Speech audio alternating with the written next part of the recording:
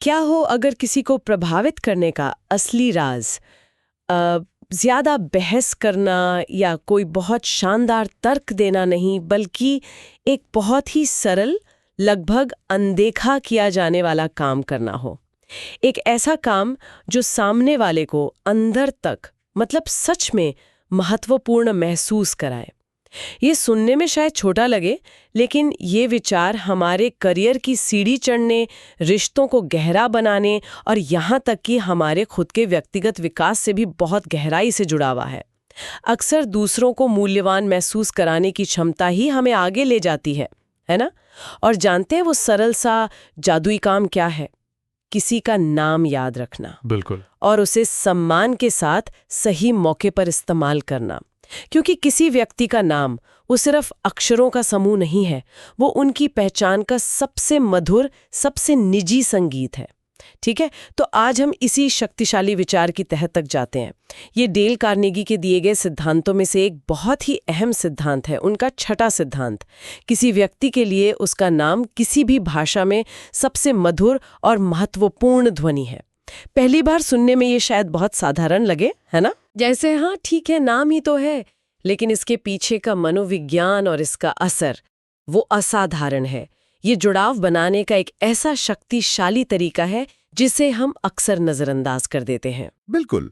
और ये विचार इतना गहरा इसलिए महसूस होता है क्योंकि ये सीधे तौर पर हमारी पहचान, हमारे वजूद और हमारे आत्मसम्मान से जुड़ा है। सोचिए, जब कोई हमारा नाम लेकर हमें पुकारता है तो वो सिर्फ हमारा ध्यान आकर्षित नहीं कर रहा होता, वो अनकहे रूप से कह रहा होता है, मैंने तुम्हें देखा है, तुम मेरे लिए सिर्फ भीड़ का हिस्सा नहीं हो, तुम एक विशिष्ट व्यक्ति हो। ये व्यक्ति के अस्तित्व की एक तरह की पुष्टि है। ये बहुत दिलचस्प नुक्ता है। मतलब ये सिर्फ ध्यान खींचने से कई ज्यादा है। जी हाँ। ये एक तरह की मान्यता है, एक स्वीकृति। और ये भी सोचने वाली बात है कि हम अक्सर नाम क्यों भूल जाते हैं। क्या ये सिर्फ खराब याददाश्त का मामला है, या कहीं ना कहीं ये उस पल में पूरी तरह मौजूद न होने या सामने वाले व्यक्ति को पर्याप्त महत्व न देने का संकेत है? ये दोनों का मिश्रण हो सकता है। बिल्कुल। कई बार हम सच में ध्यान नहीं दे रहे होते, हमारा दिमाग कहीं और होता है। लेकिन कार्नेगी का तर्क इसी बात पे जोर देता है कि नाम याद रखने का प्रयास करना ही अपने आप में एक संकेत है कि आप सामने वाले व्यक्ति में रुचि ले रहे हैं, उन्हें महत्व दे रहे हैं। तो कार्नेगी का मूल तर्क यही है, नाम बराबर पहचान। इसे याद रखना ध्यान और सम्मान का प्रतीक है, और इसे भूलना या इससे भी बुरा, गलत उच्चारण करना या गलत नाम लेना, ये अनजाने में ही सही अनादर का संकेत दे सकता है। हाँ बिल्कुल। ये भरोसे की नींव को कमजोर कर सकता है और हमारे प्रभाव को घटा सकता है, भले ही हमारी नीयत अच्छी हो। और इसके पीछे का मनोविज्ञान वाकई आकर्षक है। देखिए, शोध बताते हैं कि जब हम अपना नाम सुनते हैं तो हमारे मस्तिष्क के कुछ खास हिस्से, जो हमारी स्वयं की भावना, हमारी आत्मचेतना और आत्मसंदर्भित विचारों से जुड़े होते हैं, वो सक्रिय हो जाते हैं। अच्छा। हाँ, सरल शब्दों में कहें तो हमारा मस्तिष्क हमारे नाम को किसी आम शब्द की तरह नहीं लेता। ये शब्द हमारे लिए बेहद निजी और महत्वपूर्ण होता है। ये सिर्फ ध्वनि नहीं, ये हमारे वजूद का हिस्सा है। सोशल आइडेंटिटी थ्योरी भी इसी बात को बल देती है। ये सिद्धांत कहता है कि हम अपनी पहचान और अपना मूल्य इस बात से भी हासिल करते हैं कि हम जिन समूहों का हिस्सा हैं, उनमें हमें एक व्यक्ति के तौर पर कितनी पहचान मिलती है। जब कोई हमारा नाम इस्तेमाल करता है तो वो हमारी उस विशिष्ट पहचान को मान्यता दे रहा होता है। इससे तुरंत एक तालमेल बनता है, एक कनेक्शन महसूस होता है। अच्छा, तो ये सिर्फ सामाजिक शिष्टाचार नहीं है, ये हमारे दिमाग के काम करने के तरीके और हमारी सामाजिक पहचान से जुड़ा है। हाँ, और इसमें एक भावनात्मक पहलू भी है जो बहुत गहरा है। बचपन से ही हमारा नाम अनगिनत भावनात्मक अनुभवों से जुड़ जाता है। कभी तारीफ सुनने पर, कभी डांट पड़ने पर, कभी प्यार जताने पर। इन सभी अनुभवों के कारण हमारे नाम के साथ एक भावनात्मक गूंज जुड़ी होती है। हाँ। इसलिए जब हम अपना नाम सुनते हैं तो ये सिर्फ एक संज्ञानात्मक प्रक्रिया नहीं है, ये एक भावनात्मक अनुभव भी है। कुछ अध्ययन तो ये भी इशारा करते हैं कि अपना नाम सुनने पर डोपामाइन जैसा न्यूरोट्रांसमीटर रिलीज हो सकता है, जो हमें अच्छा महसूस कराता है। यानी किसी का नाम याद रखना और इस्तेमाल करना सचमुच उनके मूड को भी बेहतर कर सकता है। ये तो कमाल है। संभवतः हाँ, और आज के दौर में ये और भी प्रासंगिक हो जाता है। सोचिए, कॉर्पोरेट दुनिया की भागदौड़ में या ऑनलाइन डिजिटल प्लेटफॉर्म्स पर, जहां अक्सर हम अजनबियों से घिरे होते हैं, या सिर्फ यूजर नेम देखते हैं। हम्म। वहां किसी का असली नाम लेकर उसे संबोधित करना उस गुमनामी की दीवार को तोड़ देता है। हाँ, सही बात है। ये एक मानवीय स्पर्श जोड़ता है, एक वास्तविक संबंध बनाने की शुरुआत करता है। अब ये पूरी तरह समझ आ रहा है कि ये सिद्धांत असल जिंदगी में इतना शक्तिशाली क्यों है। चाहे किसी पर प्रभाव डालना हो, किसी से दोस्ती करनी हो, नेटवर्किंग के जरिए नए संपर्क बनाने हो या एक टीम का नेतृत्व करना हो, नाम याद रखने जैसी छोटी सी लगने वाली बात दरअसल रिश्तों की नींव में एक बड़ा पत्थर साबित हो सकती है। अच्छा, सिद्धांतों को जीवन में उतरते देखना हमेशा मददगार होता है। कुछ ठोस उदाहरणों से बात और साफ होगी। क्या कुछ ऐसे किस्से हैं जो इस सिद्धांत की ताकत को दर्शाते हैं? बिल्कुल। एक बहुत प्रसिद्ध उदाहरण जिम फार्ले का है, जो कभी अमेरिका के पोस्टमास्टर जनरल हुआ करते थे। डेल कार्नेगी अपनी किताब में उनका जिक्र करते हैं। कहा जाता है कि फार्ले को हजारों लोगों के नाम याद थे। हजारों नाम? सिर्फ नाम ही नहीं, बल्कि कई बार उनके परिवार के सदस्यों के नाम, उनके काम या उनकी रुचियों के बारे में छोटी छोटी बातें भी। कार्नेगी इस बात पर जोर देते हैं कि ये कोई दिमागी कसरत या याददाश्त का खेल नहीं था। ये फार्ले का लोगों से जुड़ने का तरीका था, मानवीय संबंधों में उनका जानबूझकर किया गया निवेश था। अविश्वसनीय लगता है। तो इसका असर क्या होता होगा फिर? असर जबरदस्त था। इससे न केवल उनकी राजनीतिक पकड़ मजबूत हुई, क्योंकि लोग उनसे व्यक्तिगत रूप से जुड़ा हुआ महसूस करते थे, बल्कि उन्हें एक गर्मजोश और लोगों की परवाह करने वाले व्यक्ति के रूप में भी देखा जाता था। लोग ऐसे व्यक्ति का साथ देना पसंद करते हैं जो उन्हें याद रखता है, जो उन्हें महत्व देता है। हाँ, ये तो है। ये एक रणनीतिक बढ़त थी जिसने उनकी सफलता में बड़ी भूमिका निभाई। ये दिखाता है कि नाम याद रखना सिर्फ अच्छा होना नहीं है, ये प्रभावी होना भी है। ये वाकई कमाल का उदाहरण है। और ये सिर्फ इतिहास की बात नहीं है, आज के दौर में भी ये उतना ही सच है। सोचिए एक आधुनिक दफ्तर का माहौल, एक लीडर जो मीटिंग में या कॉरिडोर में गुजरते हुए अपने कर्मचारियों को नाम से बुलाता है, उनकी छोटी छोटी बातों को याद रखता है, बनाम वो लीडर जो शायद चेहरे तो पहचानता है पर नाम याद रखने की जहमत नहीं उठाता। किस लीडर के प्रति कर्मचारी ज्यादा वफादार और प्रेरित महसूस करेंगे? निश्चित रूप से पहले वाले लीडर के प्रति। रिट्ज गार्टन होटल समूह इसका एक बेहतरीन कॉर्पोरेट उदाहरण है। वे अपने कर्मचारियों को मेहमानों के नाम याद रखने और इस्तेमाल करने का बाकायदा प्रशिक्षण देते हैं। अच्छा। ये उनकी असाधारण ग्राहक सेवा का एक महत्वपूर्ण हिस्सा माना जाता है। ये सिर्फ औपचारिकता नहीं, ये मेहमान को विशिष्ट और सम्मानित महसूस कराने की रणनीति है। और शायद इसी तरह का कुछ मैरी बारा, जनरल मोटर्स की सीईओ के बारे में भी कहा जाता है कि वो प्लांट विजिट के दौरान भी कर्मचारियों को नाम से संबोधित करने की कोशिश करती हैं। हाँ, ऐसी रिपोर्ट्स हैं। और ये छोटी छोटी बातें कर्मचारियों के मनोबल पर बड़ा असर डालती हैं। गैलप का एक शोध भी है जो दिखाता है कि जिन कर्मचारियोयों को लगता है कि उन्हें काम पर एक व्यक्ति के रूप में पहचाना और महत्व दिया जाता है, वो अपने काम में 23% ज्यादा व्यस्त होते हैं। 23%? ये तो बहुत ज्यादा है। जी हाँ, ये सीधा उत्पादकता और वफादारी से जुड़ता है। और सिर्फ आमने सामने की बातचीत में ही नहीं, डिजिटल दुनिया में भी इसका असर दिखता है ना? हार्वर्ड बिजनेस रिव्यू के एक अध्ययन में पाया गया कि जिन ईमेल्स में पाने वाले का नाम व्यक्तिगत रूप से इस्तेमाल किया गया था, मतलब सिर्फ प्रिय ग्राहक या हाय की बजाय, हाँ बिल्कुल, उन पर प्रतिक्रिया मिलने की दर 21% ज्यादा थी। ये साफ दिखाता है कि लोग पहचाना जाना चाहते हैं, चाहे माध्यम कोई भी हो। बिल्कुल। और ये सिर्फ बड़े कॉरपोरेट या ऐतिहासिक उदाहरणों तक सीमित नहीं है। यह हमारे रोजमर्रा के जीवन में हर पल घट रहा होता है। सोचिए उस कॉफी शॉप के बरिस्ता के बारे में जो न सिर्फ आपका चेहरा पहचानता है, बल्कि आपका नाम और आपका रोज का कॉफी ऑर्डर भी याद रखता है। हाँ? वो एक साधारण लेनदेन को एक छोटे सुखद मानवीय संपर्क में बदल देता है। हाँ। स्टारबक्स का नाम पूछने और कप पर लिखने का तरीका, भले कभी कभी मजाक का विषय बनता हो या नाम गलत लिख दिया जाए, हाँ वो तो होता है लेकिन इसके पीछे का इरादा वही है, लेन देन को थोड़ा व्यक्तिगत बनाना। हाँ, वो कॉफी वाला उदाहरण एकदम सटीक है।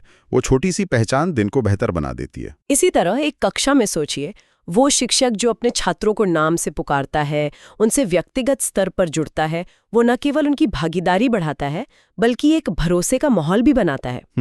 छात्र ज्यादा सवाल पूछने या अपनी राय रखने में सहज महसूस करते हैं। स्रोत में एक और सूक्ष्म लेकिन प्रभावी परिदृश्य का जिक्र है। मान लीजिए आप एक कॉन्फ्रेंस में अनीता नाम की किसी व्यक्ति से मिलते हैं। कुछ हफ्तों बाद आप उसे किसी दूसरी जगह देखते हैं और कहते हैं, अनीता, आपसे दोबारा मिलकर अच्छा लगा। हाँ। अनीता की जो सकारात्मक प्रतिक्रिया होगी वो सिर्फ दोबारा मिलने की खुशी नहीं होगी, बल्कि इस बात की भी होगी कि आपको उसका नाम याद रहा। ये छोटी सी बात भविष्य में विश्वास और सहयोग का दरवाजा खोल सकती है। ये सब सुनने के बाद ये तो साफ है कि नाम याद रखना कितना महत्वपूर्ण है, लेकिन सवाल ये है कि इसे असलियत में किया कैसे जाए, खासकर जब हम रोज इतने सारे नए लोगों से मिलते हैं। क्या कुछ व्यावहारिक तरीके हैं जिनसे हम इसमें बेहतर हो सकते हैं? हाँ, बिल्कुल है। और अच्छी बात यह है कि ये कोई रॉकेट साइंस नहीं है, बस थोड़ी सी सजगता और अभ्यास की जरूरत है। स्रोत कुछ बहुत ही उपयोगी रणनीतियां सुझाते हैं। पहला और सबसे जरूरी है सक्रिय ध्यान, एक्टिव अटेंशन। जब कोई अपना परिचय दे रहा हो तो सचमुच ध्यान दें।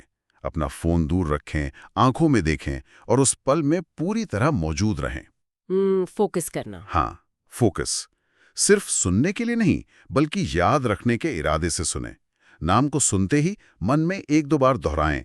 यानी पहला कदम है ध्यान देना। ये तो किया जा सकता है। दूसरा तरीका है सहयोग और विजुअलाइजेशन, एसोसिएशन एंड विजुअलाइजेशन। सुने हुए नाम को किसी ऐसी चीज से जोड़ने की कोशिश करें जिसे आप पहले से जानते हैं, या कोई मजेदार छवि बनाएं।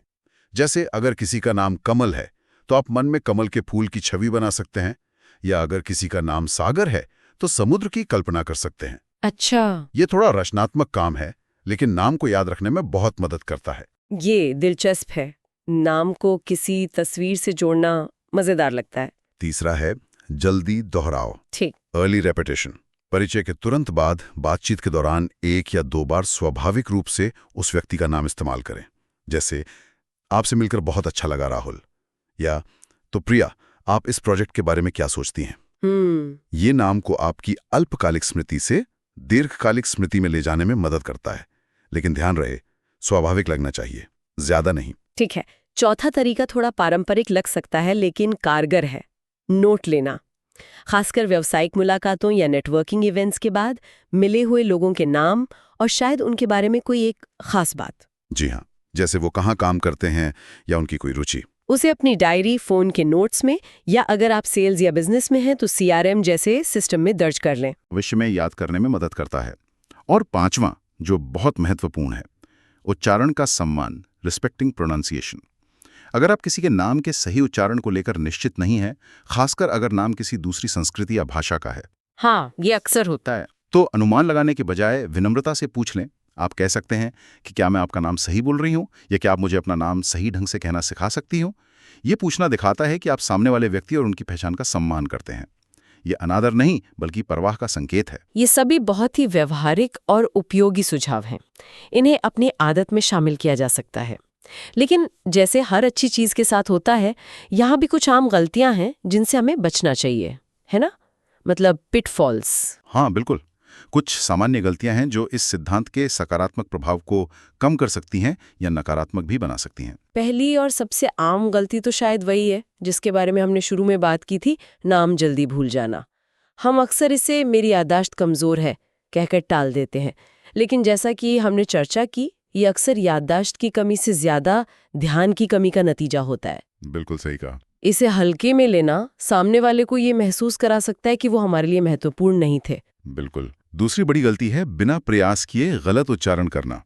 खासकर आज के बहुसांस्कृतिक माहौल में, जहां हम विभिन्न पृष्ठभूमि के लोगों से मिलते हैं, किसी के नाम का गलत उच्चारण करना और उसे ठीक करने का प्रयास भी न करना अपमानजनक लग सकता है। नाम अक्सर हमारी सांस्कृतिक पहचान का एक अभिन्न हिस्सा होते हैं। हाँ, लगातार गलत उच्चारण करना ये संदेश दे सकता है कि हम उनकी पहचान की परवाह नहीं करते। ये बहुत जरूरी बात है, खासकर ग्लोबल वर्कप्लेस में। सम्मान दिखाना महत्वपूर्ण है, बहुत ज्यादा। और तीसरी गलती है यांत्रिक और अत्यधिक उपयोग, मतलब नाम का जरूरत से ज्यादा इस्तेमाल। हाँ, वो नाम का इस्तेमाल करना अच्छा है, लेकिन अगर ये बहुत ज्यादा और अस्वाभाविक तरीके से किया जाए तो ये बनावटी और चालाकी भरा लग सकता है। जैसे हर वाक्य में नाम घुसाना। तो जॉन, आपका दिन कैसा रहा जॉन? क्या आपको लगता है जॉन की ये रिपोर्ट समय पर पूरी हो जाएगी जॉन? हाँ, वो तो बहुत अजीब लगेगा। हाँ, ये सामने वाले को असहज कर सकता है और प्रामाणिकता को कम कर देता है। संतुलन साधना बहुत जरूरी है। स्वाभाविक लगना चाहिए, थोपा हुआ नहीं। ये संतुलन वाली बात अहम है। इसे ईमानदारी से इस्तेमाल करना है, चालाकी से नहीं। अच्छा, कभी इस पे ध्यान दिया है कि जब किसी की सच्ची दिल से तारीफ की जाती है तो उनकी प्रतिक्रिया कैसी होती है? उनकी आंखों में एक अलग चमक आ जाती है, चेहरे पे मुस्कान खिल जाती है। हाँ बिल्कुल। मुझे लगता है किसी का नाम याद रखना और उसे सम्मान से इस्तेमाल करना भी कुछ वैसा ही है। ये बिना शब्दों के की गई एक सूक्ष्म लेकिन शक्तिशाली तारीफ है। ये कहने जैसा है, आप मेरे लिए मायने रखते हैं, सिर्फ इसलिए कि हमने उनका नाम याद रखने की कोशिश नहीं की या उसे गलत बोल दिया। ये छोटी सी लगने वाली चूक रिश्तों को बनने से पहले ही रोक सकती है या मौजूदा रिश्तों में एक अनदेखी दूरी पैदा कर सकती है।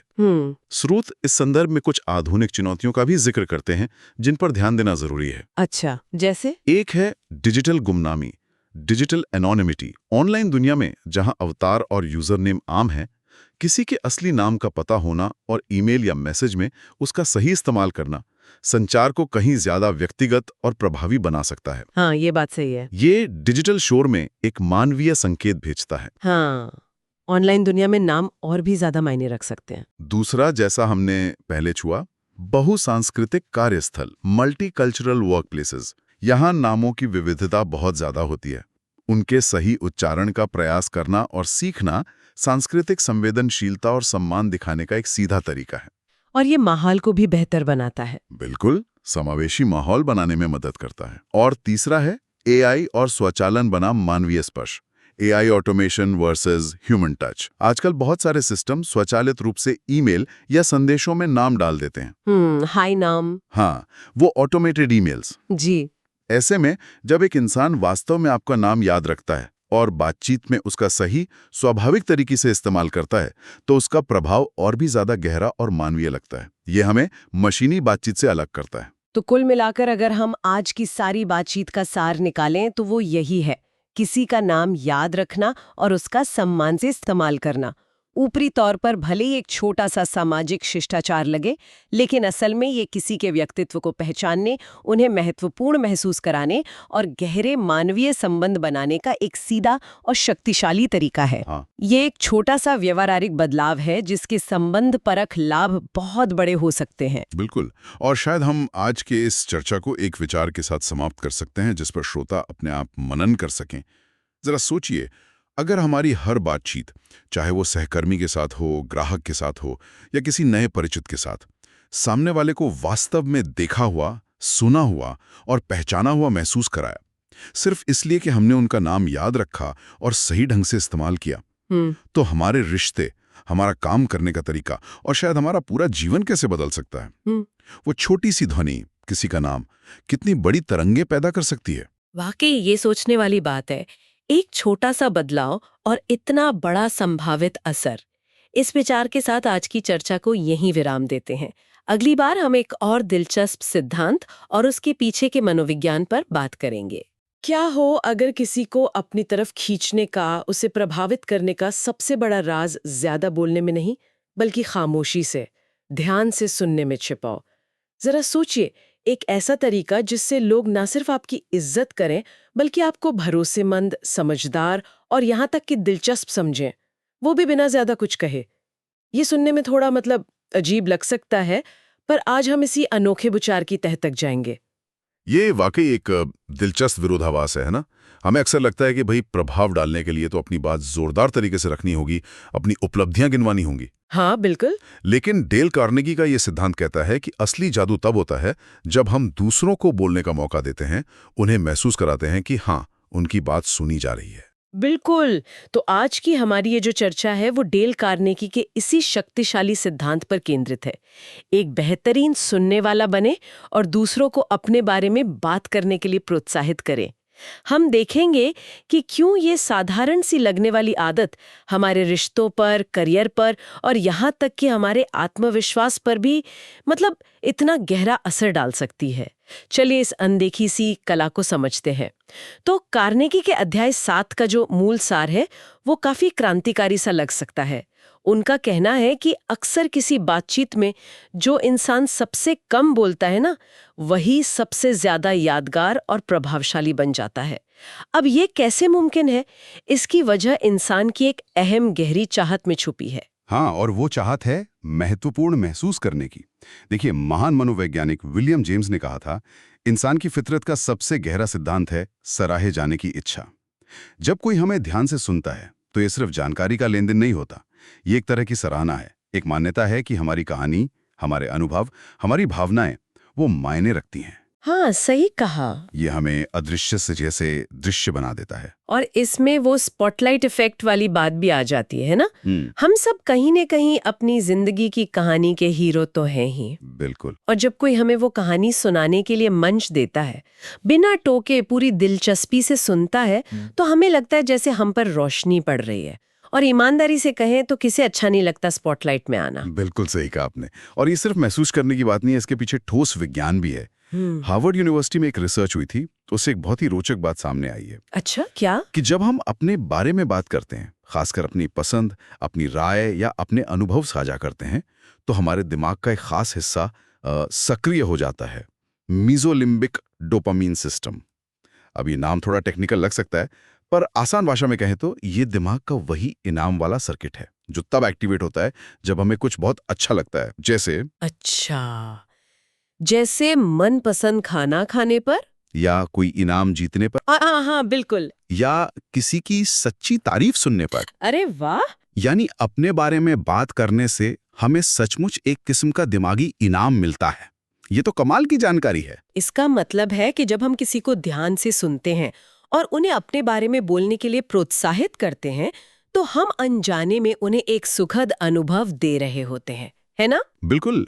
तो जो बात कार्नेगी ने अनुभव और निरीक्षण से कई दशक पहले कही थी, आज न्यूरोसाइंस उसकी पुष्टि कर रहा है। अच्छा, सुनना सिर्फ एक सामाजिक शिष्टाचार या मैनर्स नहीं है, ये मानवीय मनोविज्ञान की गहरी समझ पर आधारित एक शक्तिशाली रणनीति है।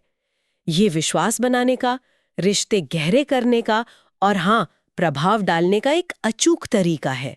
ये दिखाता है कि आप सामने वाले को महत्व देते हैं और बदले में वे आपको महत्व देने लगते हैं। ये सिद्धांत सुनने में जितना सरल है, उतना ही गहरा भी। क्या इतिहास में या आज की दुनिया में ऐसे उदाहरण हैं जहां इस सुनने की शक्ति का असर साफ दिखाई देता हो? हाँ, बहुत सारे हैं। अब्राहम लिंकन को ही देख लीजिए। अमेरिका के सबसे मुश्किल दौर में, मतलब गृह युद्ध के समय, जब देश टूटने की कगार पर था, लिंकन अहम फैसले लेने से पहले घंटों तक अपने कैबिनेट मंत्रियों की बातें सुनते थे। और वो जानबूझकर उन लोगों को ज्यादा सुनते थे जिनकी राय उनसे अलग होती थी। वो चुपचाप बैठकर हर नजरिए को, हर चिंता को समझने की कोशिश करते थे। अच्छा, इससे क्या होता था? जो लोग असहमत होते थे, वो नाराज नहीं होते थे? यही तो खासियत थी, क्योंकि उन्हें लगता था कि उनकी बात सुनी गई है, उन्हें सम्मान दिया गया है, भले ही अंतिम फैसला उनके पक्ष में ना हो। लिंकन की इस आदत ने न सिर्फ उन्हें बेहतर फैसले लेने में मदद की, बल्कि उन मुश्किल हालातों में भी अपने साथियों की, आप कह सकते हैं, अटूट वफादारी दिलाई।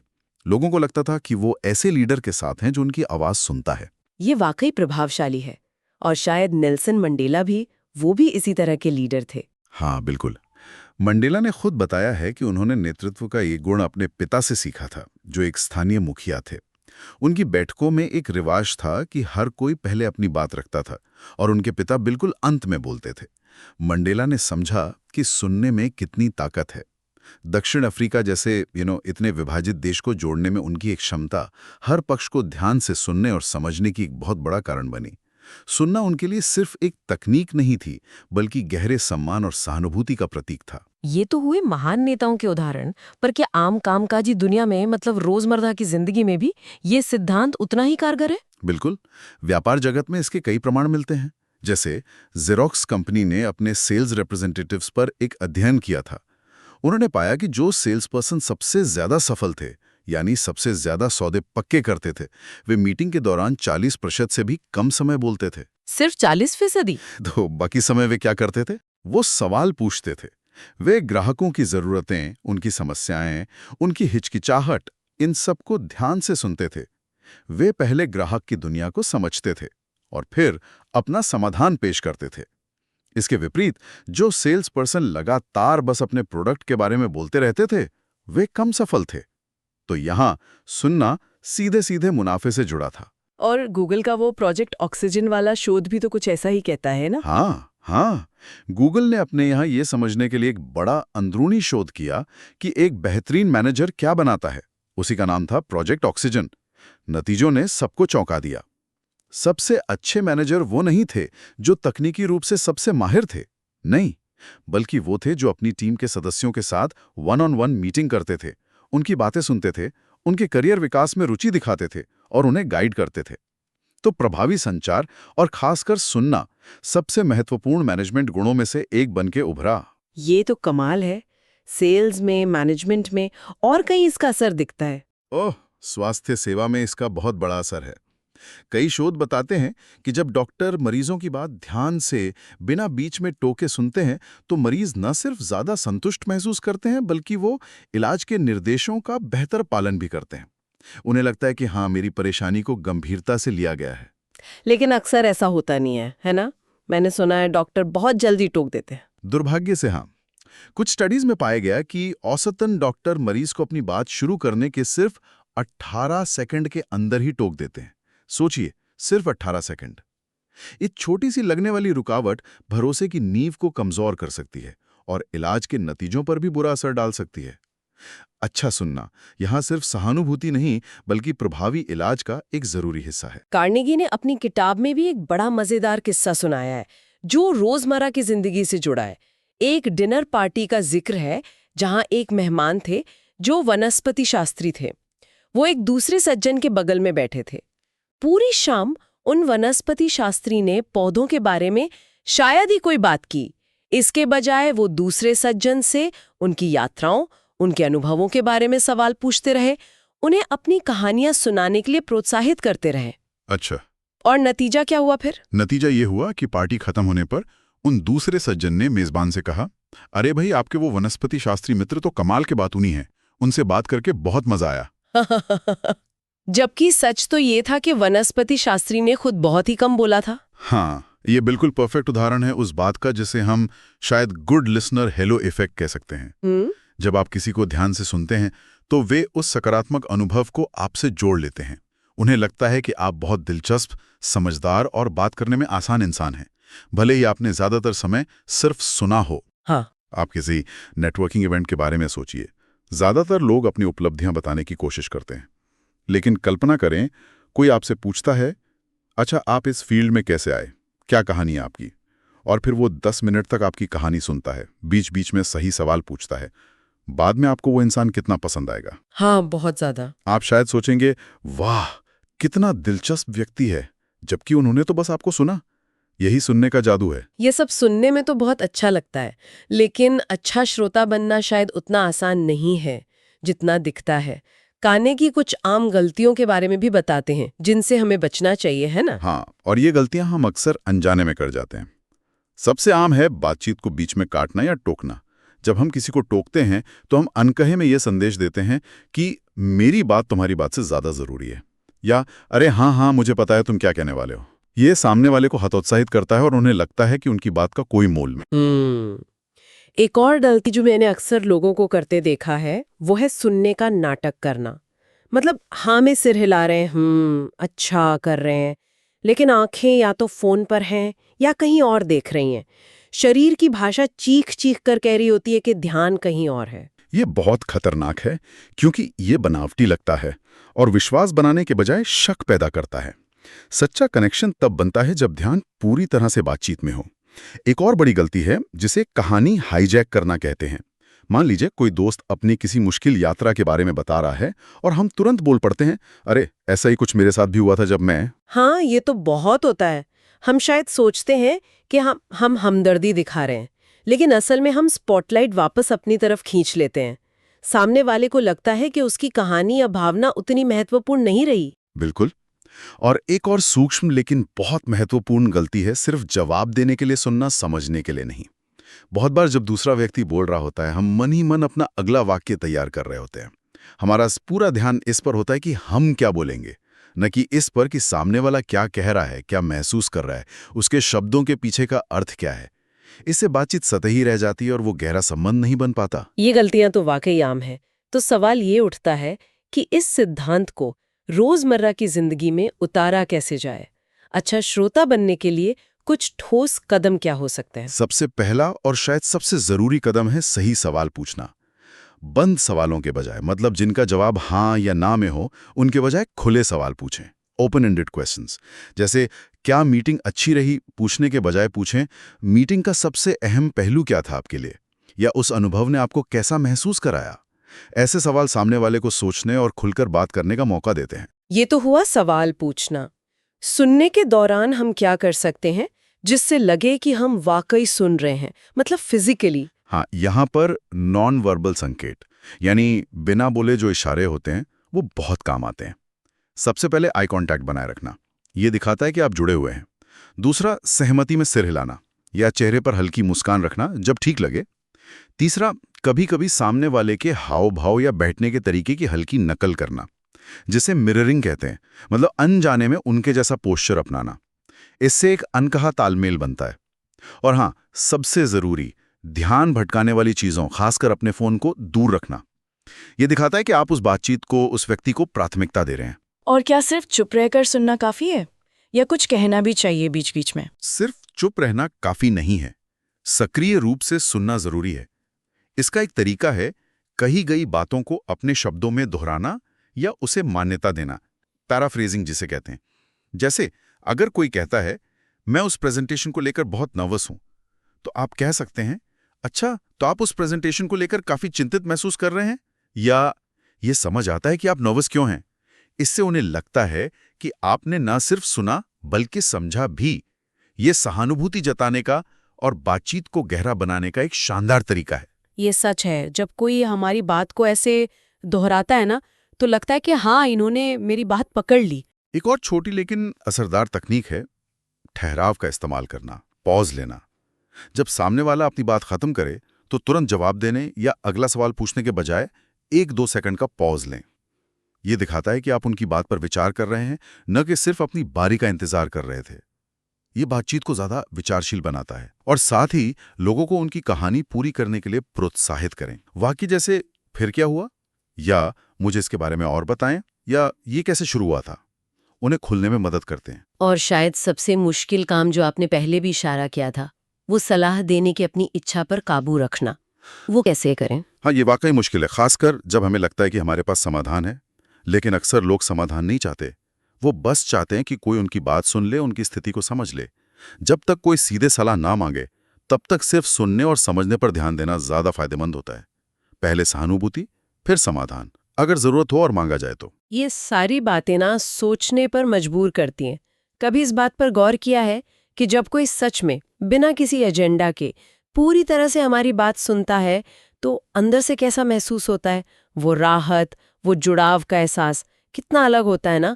आजकल ये अनुभव कितना दुर्लभ सा होता जा रहा है। बिल्कुल।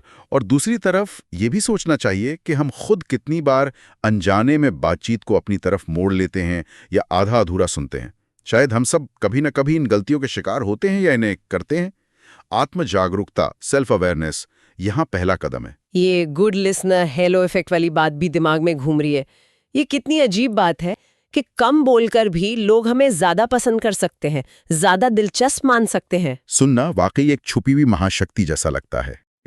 लोग अक्सर एक अच्छे श्रोता को सिर्फ अच्छा सुनने वाला नहीं मानते, वे उन्हें बुद्धिमान, सहानुभूतिपूर्ण और यहाँ तक कि करिश्माई भी समझते हैं। क्यों? क्योंकि अच्छा श्रोता उन्हें अच्छा महसूस कराता है। ये मानवीय रिश्तों का एक मूलभूत नियम है, जिसे कार्नेगी ने बहुत पहले पहचान लिया था। तो आज की इस गहरी चर्चा का सार यही है कि डेल कार्नेगी का ये सिद्धांत सिर्फ विनम्रता या अच्छे मैनर्स के बारे में नहीं है। ये प्रभाव डालने, विश्वास बनाने और सार्थक मानवीय संबंध स्थापित करने का एक बेहद कारगर मनोवैज्ञानिक रूप से सिद्ध तरीका है। हाँ, ये सीधे तौर पर इंसान की उस सबसे गहरी मनोवैज्ञानिक जरूरत को पूरा करता है, महत्वपूर्ण समझे जाने की, अपनी बात का वजन महसूस करने की इच्छा।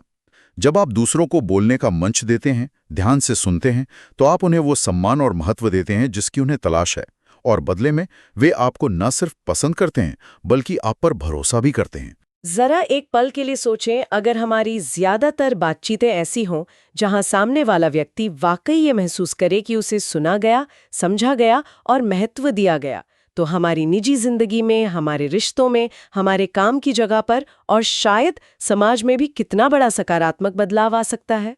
सुनने की ये कला शायद उन चंद महाशक्तियों में से एक है जो हम सबके पास हैं, बस जरूरत है उसे पहचानने और निखारने की।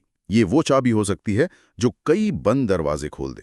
और इसी प्रभाव डालने की कड़ी में अगली बार हम कार्नेगी के एक और सिद्धांत पर बात करेंगे कि कैसे लोगों को अपनी बात मानने या हाँ कहने के लिए राजी किया जाए, वो भी बिना किसी बहस या दबाव के। सुनने में दिलचस्प लग रहा है। अच्छा, कभी सोचा है कि किसी को इम्प्रेस करने का मतलब किसी पर असर डालने का असली राज शायद बहस जीतने में नहीं बल्कि सिर्फ एक ऐसा वाक्य कहने में हो सकता है जिससे सामने वाले को लगे कि हाँ भाई मेरी बात सुनी जा रही है, मुझे समझा जा रहा है। जरा सोचिए, अगर हम अपनी बातचीत का तरीका बस थोड़ा सा बदल दें तो हमारे रिश्ते, हमारा करियर, यहाँ तक कि हमारी पूरी जिंदगी में कितना जबरदस्त बदलाव आ सकता है। ये बात सुनने में तो हाँ बहुत सीधी लगती है, लेकिन असल में ये इंसानी फितरत की मतलब साइकोलॉजी की एक बहुत गहरी समझ पर टिकी हुई है। हाँ, हम अक्सर क्या करते हैं, हम अपनी बात कहने, अपना पॉइंट प्रूव करने में इतने मगन हो जाते हैं कि ये सुनना ही भूल जाते हैं कि सामने वाले के मन में क्या चल रहा है, उसकी असली दिलचस्पी किस चीज में है। बिल्कुल। और शायद इसी उलझन को सुलझाने के लिए आज हम डेल कार्नेगी की वो जो क्लासिक किताब है how to win friends and influence people, उसके एक बहुत ही पावरफुल सिद्धांत पर थोड़ी गहराई से बात करने वाले हैं। करता है क्योंकि ये सीधे हमारे दिमाग, हमारी भावनाओं से जुड़ता है। ये समझना कि सामने वाला क्या चाहता है, ये सिर्फ क्या कहते हैं अच्छी मैनर्स नहीं है, ये इफेक्टिव कम्युनिकेशन की बुनियाद है, जड़ है। तो फिर ये सिद्धांत है क्या आखिर? कार्नेगी इसे बहुत सीधे शब्दों में कहते हैं, दूसरों की रुचियों के बारे में बात करो। उनका मानना है कि लोगों को सबसे ज्यादा जो चीज मोटिवेट करती है वो है उनका अपना स्वार्थ, उनकी अपनी दिलचस्पी। लोग उन बातों पर फौरन ध्यान देते हैं और उन्हें अपनाने को भी तैयार रहते हैं जो उनके पैशन से, उनकी जरूरतों से या उनके गोल से जुड़ी हों। बिल्कुल सही। इसे ऐसे समझ लीजिए कि सामने वाले की जो रुचियां हैं वो उसके ध्यान का ताला है, और चाबी आपके पास तभी आएगी जब आप उसी ताले में फिट होने वाली बात करेंगे। आपकी अपनी दिलचस्पी शायद उनके लिए उतनी मायने ना रखें। हाँ, और इसके पीछे जैसा मैंने कहा ठोस मनोवैज्ञानिक कारण है। एक तो है जिसे कहते हैं self relevance effect. Self relevance effect. अच्छा, ये क्या होता है, थोड़ा आसान शब्दों में बताएंगे? हाँ बिल्कुल, देखिए इसका सीधा सा मतलब है कि हमारा दिमाग उन इन्फॉर्मेशंस को, उन सूचनाओं को ज्यादा इंपॉर्टेंस देता है, उन्हें फिल्टर करके ऊपर ले आता है जो सीधे तौर पर हमसे जुड़ी हों। हमसे मतलब हमारी जरूरतों से, हमारी पहचान से या हमारे लक्ष्यों से। आप सोचिए दिन भर में हम कितने विज्ञापन देखते सुनते हैं, ज्यादातर पे ध्यान नहीं जाता ना। हाँ, बिल्कुल नहीं जाता। पर जैसे ही कोई विज्ञापन आपके शहर का नाम ले ले या आपके किसी शौक का जिक्र करे, मान लीजिए गार्डनिंग या फोटोग्राफी, या फिर आपकी कोई मौजूदा जरूरत जैसे बच्चों की स्कूल एडमिशन की बात करे, तो क्या होता है? ध्यान फौरन खिंच जाता है। हाँ, ये तो मैंने खुद महसूस किया है। एग्जैक्टली। और ऐसा ही होता है जैसे किसी भीड़ भरी पार्टी में, कितने ही शोर में, अगर कोई आपका नाम ले ले, कान एकदम खड़े हो जाते हैं। हाँ, सही। इसी को कॉकटेल पार्टी इफेक्ट या सिलेक्टिव अटेंशन कहते हैं। जैसे अपना नाम भीड़ में सुनाई दे जाता है, वैसे ही अपनी रुचि की बात किसी भी बातचीत में हमें फौरन खींच लेती है। ये हमारे दिमाग के लिए एक मैग्नेट की तरह काम करती है।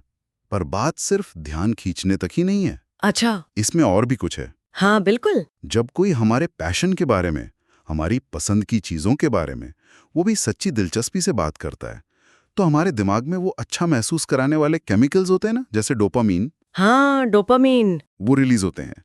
इससे हमें खुशी मिलती है, एक तरह की संतुष्टि, एक वैलिडेशन सा महसूस होता है। और फिर अनजाने में ही हम उस इंसान को, उस व्यक्ति को इन अच्छी फीलिंग्स से जोड़ लेते हैं। वो हमें ज्यादा पसंद आने लगता है। अरे वाह! तो ये सिर्फ बातचीत का तरीका बदलने जैसा नहीं है, ये तो एक तरह का इमोशनल और शायद न्यूरोकेमिकल कनेक्शन बनाने का तरीका है। निश्चित रूप से, बिल्कुल। और यहीं से वो प्रभाव डालने वाला एंगल बदलता है। देखिए, जब आप दूसरों की रुचियों के दायरे में रहकर बात करते हैं, तो आप असल में उन पर अपना विचार थोपने की कोशिश नहीं कर रहे होते। आप एक्चुअली उनके नजरिए से दुनिया देखने की कोशिश कर रहे होते हैं, उनके सोचने के तरीके में शामिल हो रहे होते हैं। इससे होता क्या है, सामने वाले का जो रेजिस्टेंस है, वो विरोध, वो कम हो जाता है। वो ज्यादा खुला महसूस करता है और आप पर भरोसा करने लगता है। अच्छा।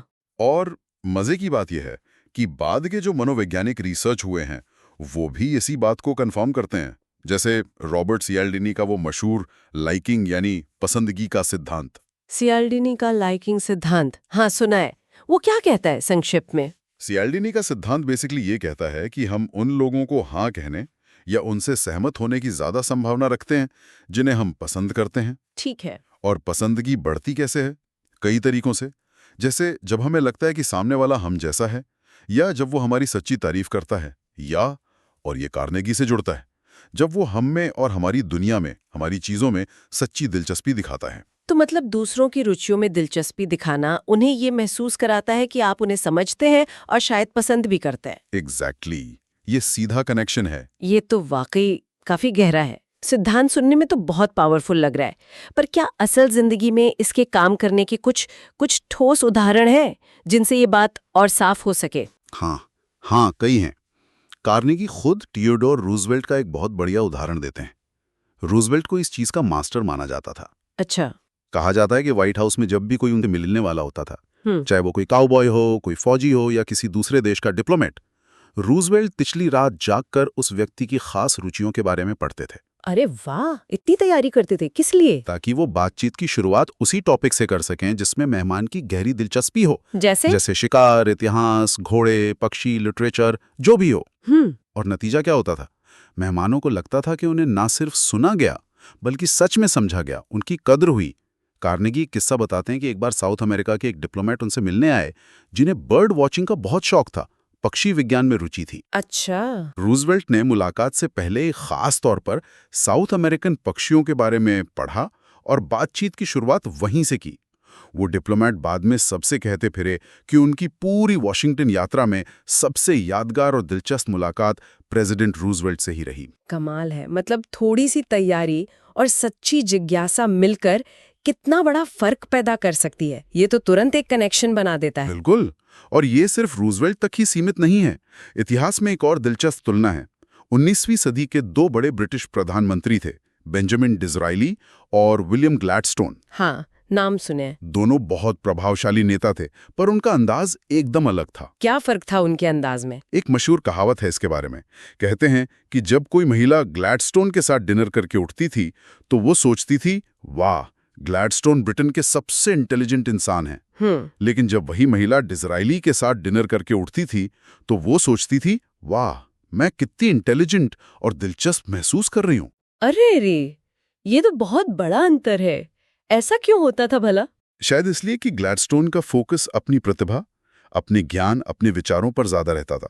वो लोगों को अपनी बुद्धिमत्ता से इंप्रेस करते थे। अच्छा। जबकि डिज़राइली का ध्यान पूरी तरह सामने वाले व्यक्ति पर होता था। वो उनसे उनकी रुचियों के बारे में, उनके विचारों के बारे में पूछते थे, उन्हें खास महसूस कराते थे, महत्वपूर्ण महसूस कराते थे। तो डिज़राइली लोगों को अच्छा महसूस कराते थे, ग्लैडस्टोन शायद खुद को। ये सिद्धांत तो आज के बिजनेस वर्ल्ड में भी उतना ही रेलेवेंट लगता है। जैसे स्टीव जॉब्स का उदाहरण ले लें, जब वो शुरुआत में आईट्यून्स के लिए बड़ी बड़ी रिकॉर्ड कंपनियों को मना रहे थे। हाँ, ये बहुत इंटरेस्टिंग किस्सा है। उन्होंने एप्पल के इनोवेशन या अपने विजन की लंबी चौड़ी बातें नहीं की है ना? नहीं, बिल्कुल नहीं। रिकॉर्ड कंपनियां उस वक्त पायरेसी से बुरी तरह परेशान थीं और डिजिटल म्यूजिक को लेकर बहुत डाउट में थीं। जॉब्स ने अपनी पूरी पिच इस बात पर फोकस की कि आईट्यून्स रिकॉर्ड लेबल्स की मदद कैसे करेगा। उनकी मदद कैसे? कि ये पायरेसी से लड़ने में उनका हथियार कैसे बनेगा और कैसे ये उनके लिए कमाई का एक नया सेफ रास्ता खोलेगा। उन्होंने सीधा लेबल्स की जो सबसे बड़ी चिंता थी और उनकी जो जरूरत थी, उसको एड्रेस किया। नतीजा, जो लेबल्स पहले हिचक रहे थे, वो पार्टनर बनने को तैयार हो गए। और जेफ बेजोस के बारे में भी कुछ ऐसा ही सुना मैंने, जब वो अमेज़न के लिए शुरुआती इन्वेस्टर्स ढूंढ रहे थे। बिल्कुल। 90 के दशक में जब इंटरनेट का बूम बस शुरू ही हो रहा था, बेजोस ने अमेज़न को सिर्फ अपने सपने की तरह पेश नहीं किया। तो कैसे किया? उन्होंने इन्वेस्टर्स को यह समझाया कि ये उनके लिए इंटरनेट की इस जबरदस्त ग्रोथ की लहर पर सवार होने का मौका है। उन्होंने इसे इन्वेस्टर्स के मुनाफे की इच्छा और हाँ, इस नई क्रांति में कहीं पीछे न छूट जाने का जो डर होता है ना, FOMO, fear of missing out, उससे जोड़ा। उन्होंने अपनी पिच को इन्वेस्टर्स के स्वार्थ और उनकी एम्बिशंस के आईने में दिखाया। ये बातें तो सेल्स और मार्केटिंग में रोज ही दिखती हैं। एक अच्छा सेल्स पर्सन सिर्फ प्रोडक्ट के फीचर्स नहीं गिनाता लेता। नहीं, बिल्कुल नहीं। वो ये बताता है कि वो फीचर ग्राहक की जिंदगी को कैसे बेहतर बनाएगा। मतलब इस कार में एडवांस्ड कंबशन सिस्टम है कहने की बजाय वो शायद कहेगा, ये हाइब्रिड एसयूवी आपको साल के मान लीजिए 15,000 रुपए तक फ्यूल पर बचाने में मदद कर सकती है। सही। ग्राहक इंजन की टेक्नोलॉजी नहीं खरीदते, वो खरीदते हैं आराम, स्टेटस, सेफ्टी या बचत, वो चीजें जो उनकी जरूरतों और इच्छाओं से सीधे जुड़ी हैं। और जैसा आपने पहले कहा, ये सिर्फ बिजनेस या बड़ी डील्स तक ही सीमित नहीं है। ये हमारे रोजमर्रा के रिश्तों में भी उतना ही मायने रखता है। दोस्तों के बीच ही देख लें। हाँ, अपने शानदार छुट्टियों के बारे में आधा घंटा बताने के बजाय अगर मैं अपने दोस्त से पूछूं, यार कल रात वाला क्रिकेट मैच देखा, सुना है आखिरी ओवर तो कमाल का था, तुम्हारी टीम का क्या हाल रहा? तो सोचिए क्या होगा। बिल्कुल, दोस्त को लगेगा कि हाँ, मेरी पसंद नापसंद की भी वैल्यू है। उसे लगेगा कि उसे सुना गया, समझा गया, वो कनेक्टेड फील करेगा। हाँ, जुड़ाव महसूस करेगा। इसी तरह पेरेंटिंग में भी ये काम करता है। कई बार पेरेंट्स बच्चों को वो सिखाना चाहते हैं जो उन्हें जरूरी लगता है, लेकिन बच्चा सुनने को तैयार ही नहीं होता। हाँ, ये तो होता है। कार्नेगी का सिद्धांत कहता है, पहले बच्चे की दुनिया में झांक कर तो देखो। अगर बच्चा फुटबॉल का दीवाना है या किसी खास तरह की आर्ट पसंद करता है या मान लो वीडियो गेम्स में खोया रहता है। हाँ, आजकल जैसे माइनक्राफ्ट या पोकेमॉन। हाँ, बच्चे खेलते हैं बहुत, तो उसमें थोड़ी दिलचस्पी दिखाओ, उसके बारे में पूछो। एक पिता का किस्सा है, जब उन्होंने अपने बेटे से माइनक्राफ्ट में उसकी बनाई दुनिया और उसकी स्ट्रैटेजी के बारे में पूछना शुरू किया, तो वो हैरान रह गए कि बेटा कितना खुलकर और कितने जोश से बातें करने लगा। अच्छा। बच्चे की रुचि में दिखाई गई वो छोटी सी दिलचस्पी उनके बीच एक पुल बन गई और फिर बाद में गंभीर या मुश्किल विषयों पर बात करना भी आसान हो गया। ओप्रा विनफ्रे का जिक्र भी आता है अक्सर इस कॉन्टेक्स्ट में। उनके इंटरव्यू इतने कामयाब क्यों माने जाते हैं? क्या यही वजह है? हाँ, बिल्कुल। ओप्रा की सबसे बड़ी खासियत यही है कि वो पूरी तरह से अपने मेहमान की दुनिया में उतर जाती हैं। वो सच्ची, गहरी जिज्ञासा दिखाती हैं।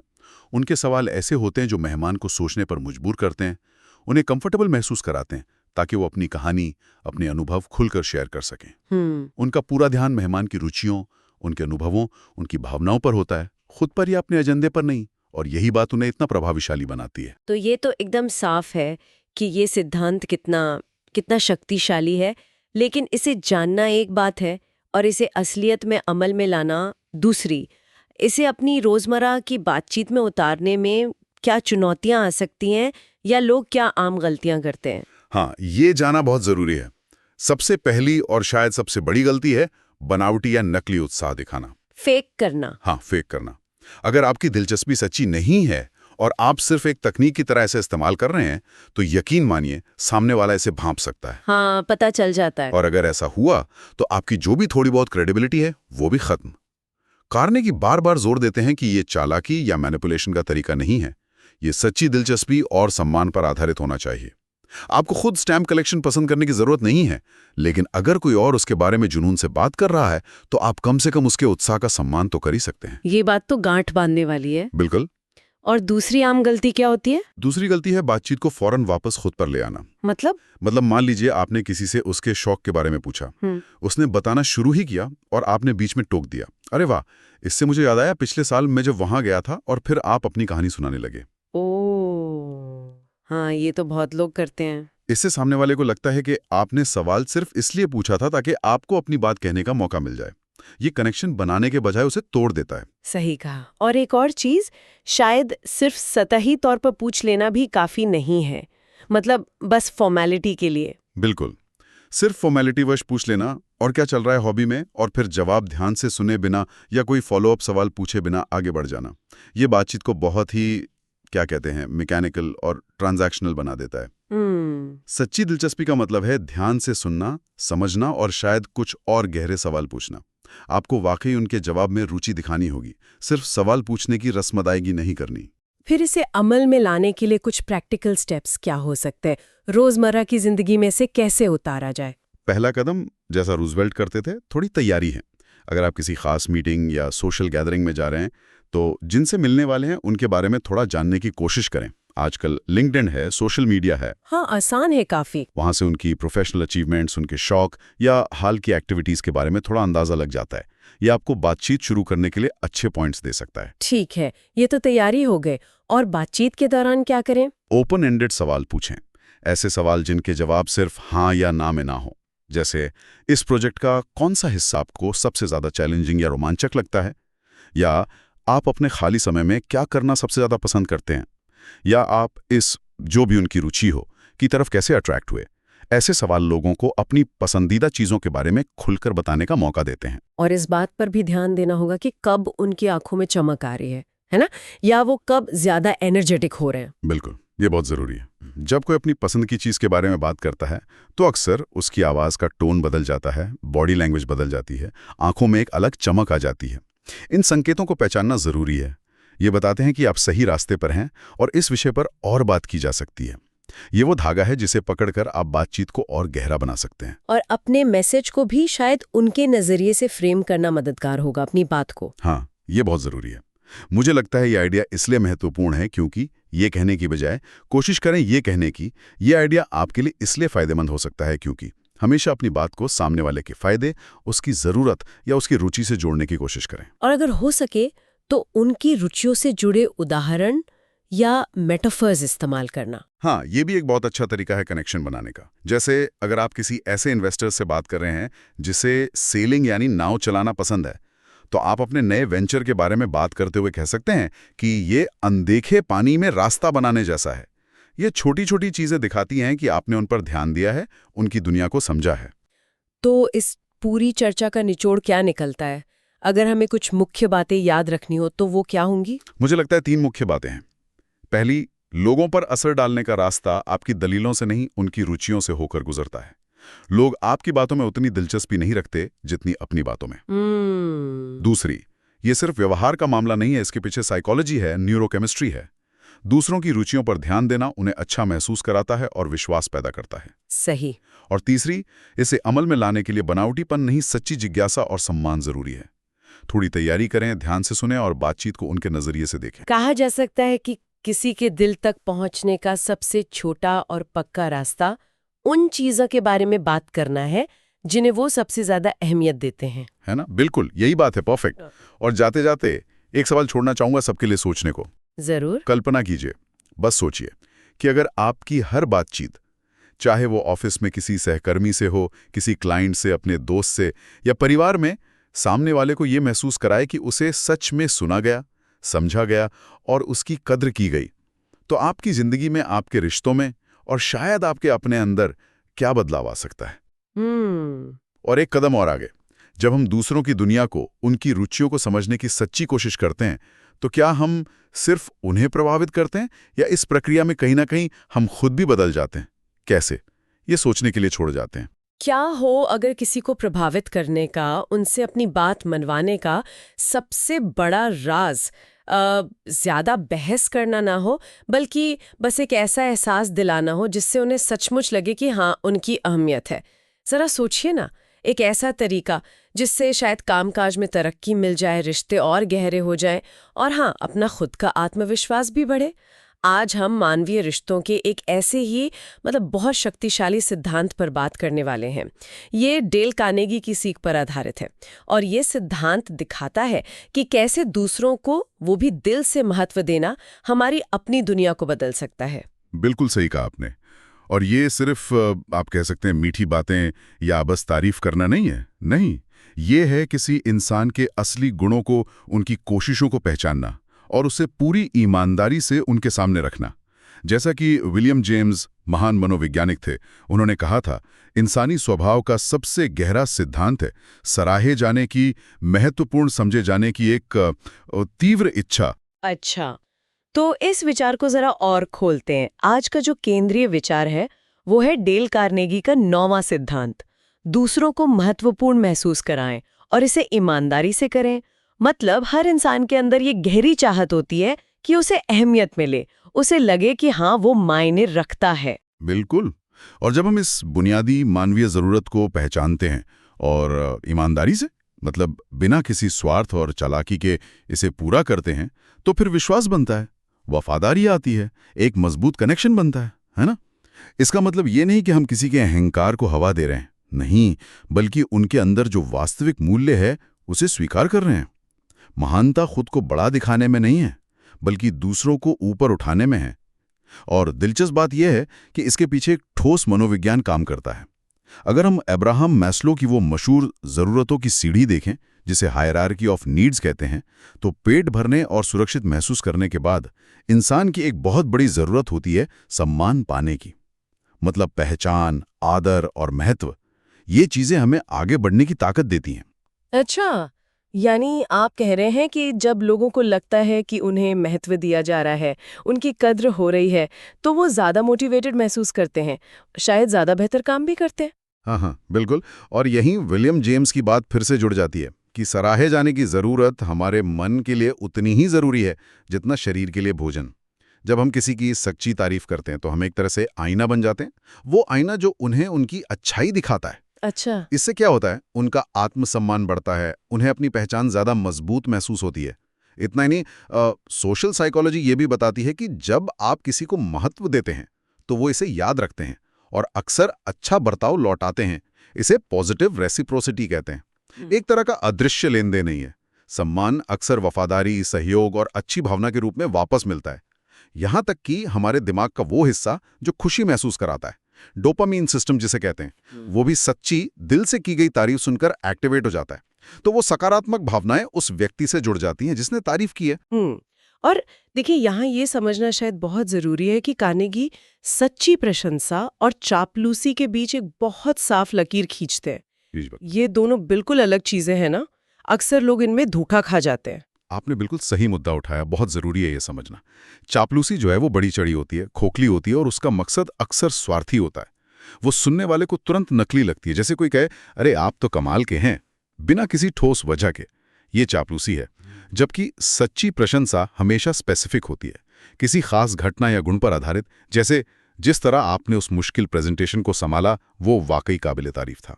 सच्ची प्रशंसा ईमानदारी से दूसरे व्यक्ति पर केंद्रित होती है।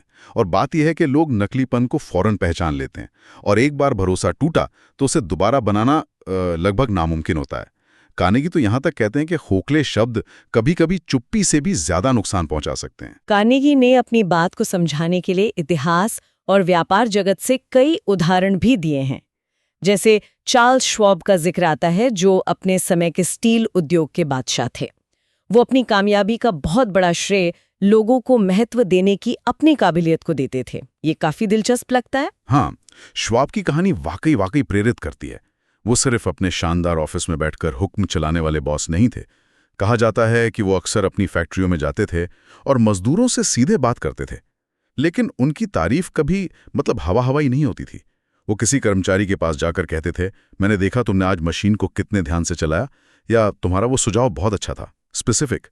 वो डांटने या कमियां निकालने के बजाय लोगों को उनके काम पर गर्व महसूस कराते थे, जिससे वो खुद ही बेहतर करने के लिए प्रेरित होते थे। श्वाब का तो मानना था कि लोगों को संभालने की कला स्टील बनाने की तकनीक से कहीं ज्यादा कीमती है। और इतिहास में देखें तो अब्राहम लिंकन का भी तरीका कुछ ऐसा ही था। जैसा आपने बताया, अमेरिका के सबसे मुश्किल दौर में, गृह युद्ध के समय, उन्होंने न सिर्फ अपने साथियों बल्कि अपने कट्टर राजनीतिक विरोधियों तक को सम्मान दिया। वो लोगों के नाम याद रखते थे, उनकी सलाह मांगते थे और सार्वजनिक रूप से उनके योगदान को स्वीकार करते थे। माना जाता है कि इसी रवैये ने उस भयंकर मुश्किल वक्त में भी देश को शायद जोड़े रखने में थोड़ी मदद की। सही कहा। और एक और उदाहरण है फ्रैंकलिन डी रूजवेल्ट का। वो जब विदेशी नेताओं या राजदूतों से मिलते थे तो मीटिंग से पहले उनके बारे में पढ़ते थे, जैसे उनकी रुचियां क्या हैं, उनके शौक क्या हैं, उनके परिवार के बारे में छोटी छोटी बातें। फिर बातचीत के दौरान वो इन बातों का जिक्र करते थे। अब सोचिए, इससे सामने वाले को कैसा लगता होगा। हाँ, लगता होगा कि उन्हें सिर्फ एक पद की तरह नहीं बल्कि एक इंसान के तौर पर देखा जा रहा है। बिल्कुल, उन्हें महत्व दिया जा रहा है। और जाहिर है इससे मुश्किल कूटनीतिक बातचीत में भी एक नरमी और भरोसा पैदा होता था। तेज रफ्तार प्रोफेशनल दुनिया जहां हर कोई आगे निकलने की होड़ में है, क्या ये सिद्धांत उतना ही कारगर है? कहीं ये सिर्फ पुरानी किताबी बातें तो नहीं रह गई? नहीं, बिल्कुल नहीं। ये सिद्धांत आज भी उतना ही, शायद उससे भी ज्यादा जरूरी है। आज के दौर के भी ढेरों उदाहरण हैं। आप रिट्स कार्ल्टन होटल समूह को ही देखिए। उनकी एक मूल फिलॉसफी है, we are ladies and gentlemen serving ladies and gentlemen. यानी हम भद्र महिलाएं और पुरुष हैं जो भद्र महिलाओं और पुरुषों की सेवा कर रहे हैं। इसका गहरा मतलब है, मैनेजमेंट पहले अपने कर्मचारियों को पूरा सम्मान देता है, उन्हें एम्पावर्ड महसूस कराता है। हर कर्मचारी को मेहमानों की समस्या सुलझाने के लिए एक निश्चित बजट, पहले शायद $2000 तक था, उसे खर्च करने का अधिकार होता है, बिना मैनेजर से पूछे। अरे वाह! तो जब कर्मचारी खुद इतना सम्मानित और अधिकार संपन्न महसूस करते हैं तो बिल्कुल वही सम्मान और बेहतरीन सेवा वो अपने मेहमानों को देते हैं। और नतीजा, रिट्स कार्ल्टन की असाधारण साख और ग्राहकों की गहरी वफादारी। ये सिद्धांत ऊपर से नीचे तक रिश्ता है और एक पॉजिटिव माहौल बनाता है। टोयोटा का काइजन सिस्टम भी तो कुछ ऐसा ही है ना, जहां फैक्ट्री फ्लोर पर काम करने वाले कर्मचारी के छोटे से छोटे सुझाव को भी पूरी गंभीरता और सम्मान से लिया जाता है। हाँ, बिल्कुल। काइज़न का मतलब ही है लगातार बेहतरी। और टोयोटा ये समझता है कि जो लोग रोज़ाना उस काम को कर रहे हैं, मशीनों के साथ हैं, उनके पास सुधार के सबसे बेहतरीन आइडियाज़ हो सकते हैं। जब उनके सुझावों को ना सिर्फ सुना जाता है, बल्कि लागू भी किया जाता है और उन्हें उसका श्रेय मिलता है, तो वो सिर्फ महत्वपूर्ण महसूस नहीं करते, बल्कि कंपनी की तरक्की में खुद को भागीदार महसूस करते हैं। और इसी संस्कृति ने टोयोटा को सालों तक गुणवत्ता और इनोवेशन में सबसे आगे रखा है। इसी से जुड़ी एक और बात, काम की जगह पर इसके असर को लेकर गैलप नाम की मशहूर रिसर्च संस्था का 2016 का एक अध्ययन है जो बहुत कुछ कहता है। उन्होंने पाया कि जिन कर्मचारियों को हफ्ते में कम से कम एक बार भी उनके काम के लिए सार्थक पहचान या सराहना मिलती है, वो बाकी कर्मचारियों के मुकाबले, आप सोचिए, 5 गुना ज्यादा अपने काम से जुड़े हुए, मतलब एंगेज्ड महसूस करते हैं। और लगभग 70% कर्मचारियों ने कहा कि अगर उनके प्रयासों को पहचाना जाए तो वो और ज्यादा मेहनत करने को तैयार हैं। और सबसे चौंकाने वाली बात क्या थी उस रिसर्च में? कुछ ऐसा था शायद। हाँ, सबसे चौंकाने वाली बात ये थी कि कर्मचारियों के नौकरी छोड़ने का नंबर 1 कारण था पहचान की कमी। महसूस न करना कि उनकी कद्र है। लोग सिर्फ तनख्वाह के लिए काम नहीं करते, वो सम्मान और महत्व भी चाहते हैं। सीधी सी बात है। जी। गूगल जैसी आज की सफल कंपनियां भी इस बात को बखूबी समझती हैं। वहाँ कर्मचारियों को साथियों द्वारा बोनस देने का सिस्टम है, या मीटिंग्स में सबके सामने अच्छे काम के लिए तारीफ करने का कल्चर है। जी। लेकिन ध्यान देने वाली बात यह है कि ये तारीफ हमेशा खास होती है। किस काम के लिए क्या योगदान था, ये साफ बताया जाता है, हवा में नहीं। ये तो हुई काम की दुनिया की बात, दफ्तर की बात। लेकिन हमारी रोजमर्रा की जिंदगी, हमारे निजी रिश्तों में इसका क्या असर होता है? वहां भी ये उतना ही जरूरी है? निजी जीवन में तो इसका महत्व शायद और भी ज्यादा है। आप दोस्ती को ही लीजिए। जब कोई दोस्त आपकी कही कोई छोटी सी बात याद रखता है, जैसे आपके बच्चे के स्कूल में हुई कोई जीत या आपका कोई नया शौक जिसके बारे में आपने बस यूं ही जिक्र किया था, तो कैसा महसूस होता है? हाँ, बहुत अच्छा लगता है। लगता है कि हाँ, ये इंसान सच में ध्यान देता है, मेरी परवाह करता है, मेरे लिए महत्वपूर्ण है। बिल्कुल, ऐसी छोटी छोटी बातें ही तो दोस्ती की नींव मजबूत करती हैं। और रोमांटिक रिश्तों में वहां कैसे काम करता है ये? रिश्तों पर हुए कई अध्ययन हैं जो बताते हैं कि जो जोड़े रोजमर्रा में एक दूसरे के छोटे छोटे प्रयासों की सराहना करते हैं, एक दूसरे को टेकन फॉर ग्रांटेड नहीं लेते, वो अपने रिश्ते से कहीं ज्यादा खुश और संतुष्ट रहते हैं। और ये कोई बड़ी बड़ी बातें नहीं होती, बस इतना कहना कि आज तुमने जो खाना बनाया उसमें तुम्हारी मेहनत दिखी, शुक्रिया, या तुमने जिस तरह बच्चों को संभाला वो बहुत अच्छा था।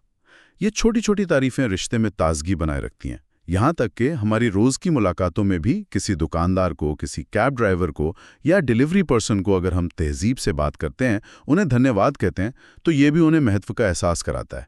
ये समाज के अदृश्य धागों को मजबूत करने जैसा है। हर बातचीत में सम्मान देना इस सिद्धांत को जीने का तरीका है। तो ये सिद्धांत तो वाकई हर जगह लागू होता दिखता है, दफ्तर से लेकर घर तक, दोस्तों से लेकर अजनबियों तक। लेकिन इसे अमल में लाते वक्त यकीनन कुछ बातों का ध्यान रखना होता होगा। वो कौन सी आम गलतियां हैं जिनसे हमें बचना चाहिए ताकि हमारी नीयत पर शक न हो या इसका उल्टा असर न हो जाए? हाँ, ये बहुत अहम सवाल है, क्योंकि गलत तरीके से इस्तेमाल करने पर यह सिद्धांत उल्टा भी पड़ सकता है। सबसे पहली और सबसे बड़ी गलती है चापलूसी। जैसा हमने पहले बात की, ये नकली लगती है, जरूरत से ज्यादा होती है और स्वार्थी लगती है। आप तो दुनिया के सबसे अच्छे बॉस हैं, ये चापलूसी है। इसके बजाय कहें, आपने जिस तरह टीम को मुश्किल वक्त में संभाला उससे हमें बहुत हिम्मत मिली, ये सच्ची प्रशंसा है। स्पेसिफिक। समझ गई। और दूसरी गलती? दूसरी गलती है अस्पष्ट या सामान्य तारीफ, जैसे सिर्फ अच्छा काम या बहुत बढ़िया कह देना। ये आलसी रवैया लगता है। ऐसा लगता है जैसे आपने सच में ध्यान ही नहीं दिया कि क्या अच्छा था। तीसरा, जरूरत से ज्यादा तारीफ करना। अगर आप हर छोटी छोटी बात पर किसी की बहुत ज्यादा तारीफ करते हैं तो वो बनावटी लगने लगता है। लोग सोचने लगते हैं, आखिर इससे मुझसे चाहिए क्या? इससे आपकी तारीफ का वजन ही कम हो जाता है। और शायद सबसे जरूरी, बनावटीपन से बचना। हाँ, चौथा और शायद सबसे महत्वपूर्ण, बनावटी या बेईमान दिखना। इंसान आमतौर पर नकलीपन को भांप लेते हैं। आपकी आवाज का लहजा, आंखों का संपर्क, बॉडी लैंग्वेज, ये सब बता देते हैं कि तारीफ दिल से है या सिर्फ कहने के लिए। और एक बार अगर किसी को लग गया कि आप ईमानदार नहीं हैं, तो भविष्य में आपकी सच्ची प्रशंसा पर भी शायद वो शक करे। विश्वास बनाने में वक्त लगता है, तोड़ने में एक पल। तो अगर हमें इसे सही तरीके से ईमानदारी से अपनाना है, तो इसके व्यावहारिक तरीके क्या हैं? हम इसे अपनी रोजमर्रा की बातचीत और व्यवहार में कैसे शामिल कर सकते हैं? कुछ ठोस कदम। बिल्कुल, इसे अपनी आदत बनाने के कुछ ठोस तरीके हैं। पहला, हमेशा विशिष्ट रहें, बी स्पेसिफिक। हवाई तारीफ के बजाय खास काम, कोशिश या किसी गुण का जिक्र करें। जैसे तुम बहुत होशियार हो कहने की जगह कहें, जिस तरह तुमने उस मुश्किल समस्या को छोटे छोटे हिस्सों में बांटकर समझाया वो कमाल का था। उससे सबको समझने में आसानी हुई। देखिए कितना फर्क है। दूसरा, मौका मिलने पर सार्वजनिक रूप से पहचान दें, पब्लिक रिकग्निशन। अगर माहौल सही हो तो दूसरों के सामने किसी की तारीफ करने का असर कई गुना ज्यादा होता है। जैसे टीम मीटिंग में कहना, इस प्रोजेक्ट की सफलता का बड़ा श्रेय प्रिया की रिसर्च को जाता है। उनके विश्लेषण के बिना हम शायद ये नतीजे हासिल नहीं कर पाते। इससे न सिर्फ प्रिया को अच्छा लगेगा बल्कि पूरी टीम को प्रेरणा मिलेगी कि हाँ, अच्छे काम को पहचाना जाता है। तीसरा, सलाह मांगें, सीक एडवाइस। ये एक बहुत सटल तरीका है। जब आप किसी से उसकी विशेषज्ञता या अनुभव के आधार पर सलाह मांगते हैं तो ये बिना कहे दिखाता है कि आप उनके ज्ञान और नजरिए का सम्मान करते हैं। ये उन्हें महत्वपूर्ण महसूस कराने का एक बहुत प्रभावी तरीका है। हाँ, ये बात तो है। चौथा, श्रेय देने में उदार बने, गिव क्रेडिट जेनरसली। खासकर जब आप टीम लीडर हों या किसी समूह में काम कर रहे हों। सफलता का सेहरा सिर्फ अपने सिर पर न बांधें। उन सभी लोगों का जिक्र करें जिन्होंने योगदान दिया। पहचान को खुलकर बांटने से वफादारी और टीम भावना बढ़ती है। ये दिखाता है कि आप अकेले नहीं, टीम को महत्व देते हैं। और पांचवा, जो शायद सबसे बुनियादी है, हर बातचीत में सम्मान का भाव रखें, रिस्पेक्ट इन एवरीडे एनकाउंटर्स। ये सिद्धांत सिर्फ बड़े लोगों या सहकर्मियों तक ही सीमित नहीं है। अपने ऑफिस के सहायक कर्मचारी से लेकर सिक्योरिटी गार्ड, कैंटीन स्टाफ या बाहर किसी सेवा प्रदाता तक सभी के साथ सम्मान और गरिमा से पेश आएं। प्लीज और थैंक यू जैसे छोटे शब्द भी बड़ा फर्क डालते हैं। ये दिखाता है कि आप हर इंसान को महत्व देते हैं, उनके पद को नहीं। तो आज हमने काफी गहराई से समझा कि सच्चा प्रभाव या असर खुद को बड़ा दिखाने से नहीं आता, बल्कि ईमानदारी से दूसरों के महत्व को स्वीकार करने, उसे सराहने और उसे जताने से आता है। ये वाकई एक शक्तिशाली नजरिया है। बिल्कुल। जब लोग आपकी मौजूदगी में लगातार खुद को मूल्यवान, सम्मानित और महत्वपूर्ण महसूस करते हैं तो वे स्वाभाविक रूप से आपकी तरफ खिंचते हैं, आप पर भरोसा करते हैं और खुशी खुशी आपके लक्ष्यों में आपका साथ देते हैं। ये इंसान के मन की सबसे गहरी इच्छाओं में से एक को समझने और उसका सम्मान करने की कला है। हाँ, ये सिर्फ दोस्त बनाने या लोगों को अपनी तरफ करने का कोई नुस्खा नहीं है। नहीं, बिल्कुल नहीं, बल्कि ये स्थायी, गहरे और सार्थक मानवीय रिश्ते बनाने का एक तरीका है। ये उन रिश्तों को मजबूत करता है जो हमारे जीवन को मायने देते हैं, चाहे वो निजी हो या प्रोफेशनल। बस एक पल के लिए सोचिए, अगर आपकी हर बातचीत, हर मुलाकात के बाद सामने वाला इंसान सचमुच थोड़ा ज्यादा महत्वपूर्ण, थोड़ा ज्यादा सम्मानित महसूस करे, तो उनकी जिंदगी पर और आपकी अपनी जिंदगी पर इसका क्या असर होगा? क्या कुछ बदल सकता है? इसी सवाल के साथ आज की इस गहरी चर्चा को यहीं विराम देते हैं। क्या हो अगर किसी को प्रभावित करने का असली राज ज्यादा जोर से या ज्यादा तर्कों से बहस करना नहीं, बल्कि सिर्फ एक ऐसा शायद सरल वाक्य कहना हो जिससे उन्हें लगे कि हाँ, उनकी बात सुनी जा रही है, उन्हें महत्व दिया जा रहा है। क्या ऐसा भी हो सकता है कि किसी बहस को जीतना असल में हारने का सबसे पक्का रास्ता हो? ये सोचने वाली बात है ना, क्योंकि हम तो अक्सर यही सोचते हैं कि भाई अगर हमारे पास फैक्ट्स हैं, तर्क हैं, तो बस हम अपनी बात मनवा ही लेंगे। बिल्कुल। और आज हम इसी धारणा को थोड़ी चुनौती देंगे। हम डेल कार्नेगी के एक बहुत ही प्रभावशाली लेकिन हाँ शायद थोड़े अटपटे लगने वाले सिद्धांत पर गौर करेंगे। कौन सा सिद्धांत? कि किसी बहस से सबसे अच्छा नतीजा पाने का एकमात्र तरीका है उससे बचना। हाँ, ये उनकी मशहूर किताब how to win friends and influence people का एक बहुत बहुत महत्वपूर्ण विचार है। कार्नेगी का मानना था कि बहस में असल में कोई जीतता ही नहीं है। कोई नहीं जीतता। हाँ, सोचिए ना, अगर आप तथ्यों और लॉजिक से किसी को हरा भी दे तो सामने वाला कैसा महसूस करता है? अक्सर अपमानित, थोड़ा नाराज या फिर बस अपनी बात पर अड़ जाता है, डिफेंसिव हो जाता है। अच्छा। नतीजा विश्वास टूटता है। वो जो एक अच्छी भावना होती है, सद्भावना, वो खत्म हो जाती है। हाँ, उनकी वो कहावत मुझे याद आ रही है, जिस व्यक्ति को उसकी इच्छा के विरुद्ध मनाया जाता है वो अभी भी उसी राय का होता है। हाँ, मतलब ऊपरी तौर पे शायद हाँ कह भी दे। बिल्कुल। ऊपरी तौर पर हाँ कहना और अंदर से मानना, ये दो अलग अलग चीजें हैं। अंदरूनी बदलाव लाना बहुत मुश्किल है बहस से। और इसके पीछे कोई साइकोलॉजी भी है, मतलब ऐसा होता क्यों है? हाँ, और वो काफी दिलचस्प है।